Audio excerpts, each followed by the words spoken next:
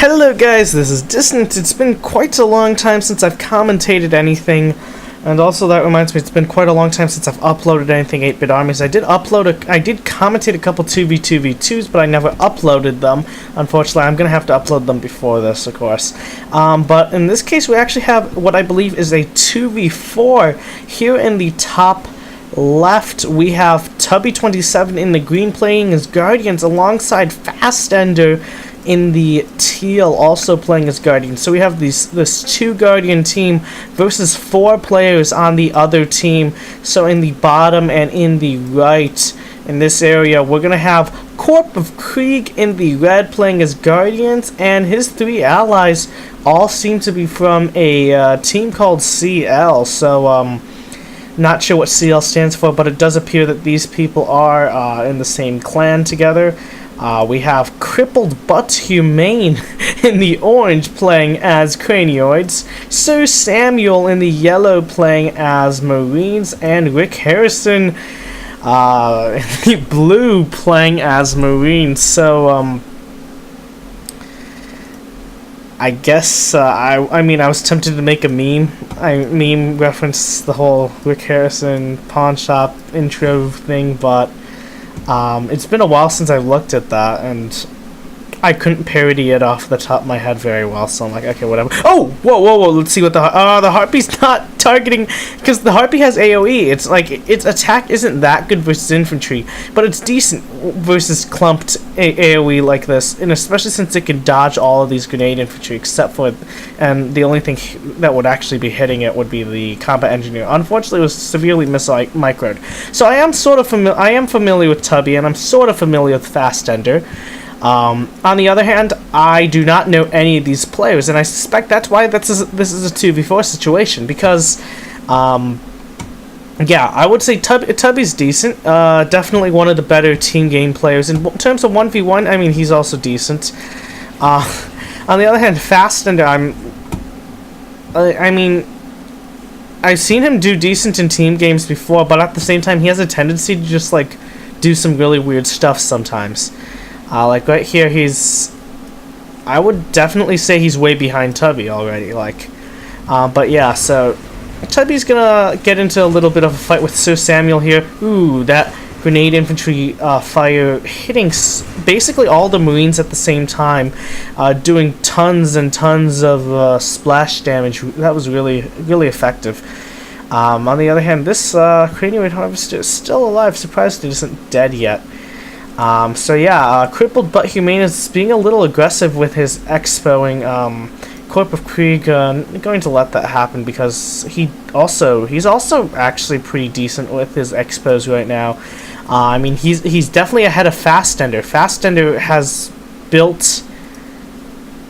Oh wait, what is FastEnder? Okay, so that's where FastEnder's stuff is. That's interesting location, but I do know that he does love his Scorch tanks, and I feel like he's just gonna mass Scorch tanks and try to go for some building snipes.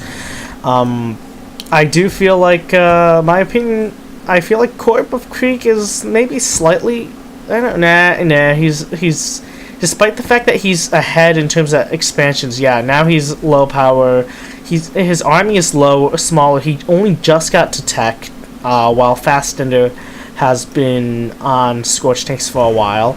Okay, so that's going to die. This is going to die next. And this should die. This should also die. So yeah, it looks like Tubby's doing a decent job holding this off. Actually, this is kind of funny because it's like a combined force. They're like together, and so for a while I was like, hey, why is this army 2 colors? And I was like, oh wait, no, because those are FastEnders. Okay, so Rocket Car getting sniped there by a Corp of Krieg. To be honest, if I had to rate a certain player here,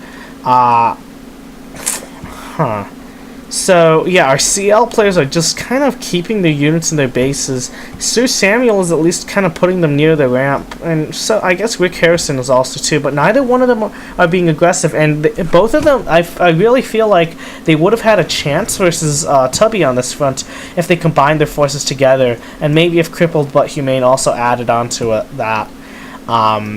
they would definitely have a chance against Tubby. On the other hand, they're not doing anything. They're just letting Tubby be Tubby. Then again, Tubby doesn't exactly have the best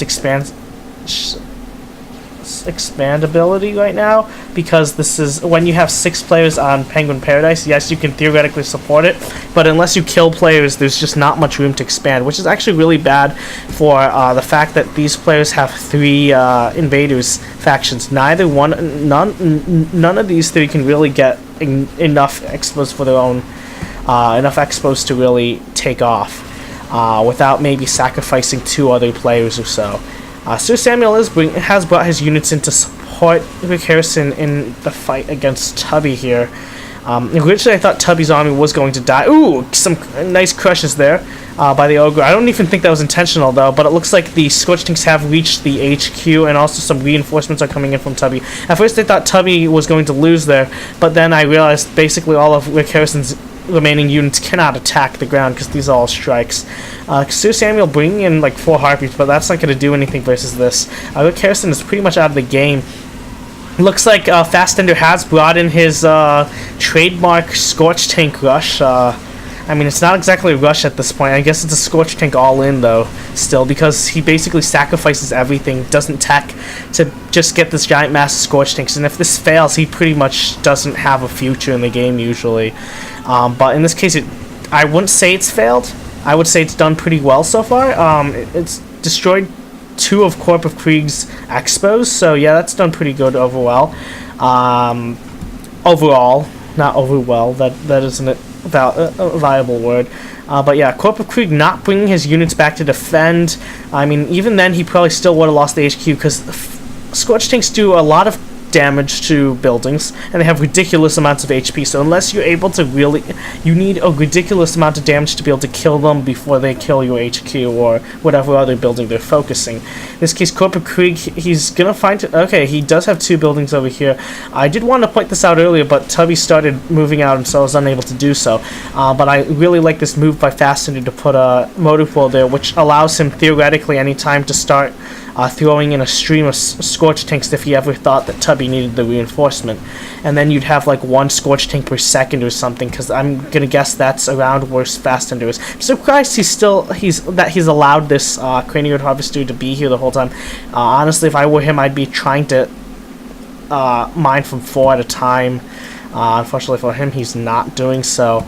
So Corp of Krieg does have, he is rebuilding his HQ, but honestly, he's not really going to be able to mine anything. I'm not even really sure if the HQ was worth building.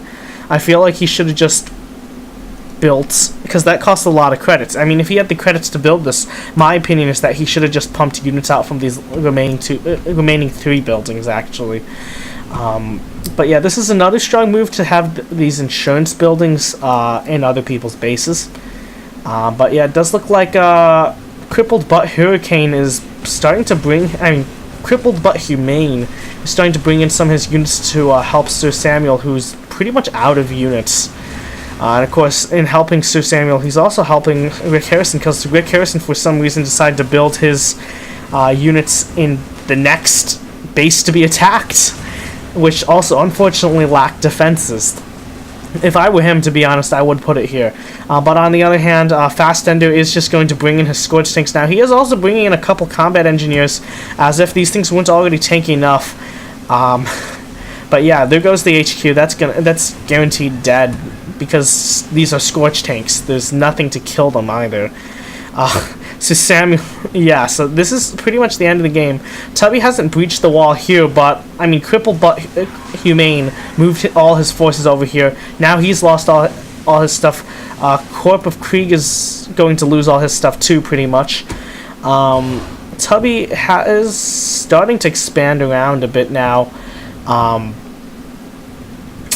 Yeah, and starting to poke around using the range on the snipers to take down units, and it looks like he's starting to get a little more confident now, deciding to push in now that Crippled but Humane no longer has the units on the field. Now he knows he's only pushing into like 2 armies that are both smaller than his instead of 3 armies, because Crippled but Humane actually did have a significant army force. But the thing is, when you don't have a base anymore, you don't have units anymore. And on the other hand, Tubby luring out Corp of Krieg's units, and now FastEnder just charging straight in once again. I feel like this is an unusual pattern where these units, these players in the bottom side have moved their units out of their bases, and then FastEnder has just moved in Scorch Tanks. It's been quite effective in this game. It hasn't been as this tactic hasn't been as effective in previous games I casted with FastEnder, where he'd basically just rush tons of Scorch Tanks. He'd take down like 2 buildings, but then he'd basically be out of the game because he wouldn't be able to compete tech-wise with some dude who has heavy drones or nuke silos with heavy tanks or something like that. But in this case, his opponents didn't out-tech him really. They left big gaps in their defenses, and he was able to just do what FastEnder does and move in Scorch Tanks. Okay, so that's the end of this game. Tubby and FastEnder winning this 2v4 on Penguin Paradise.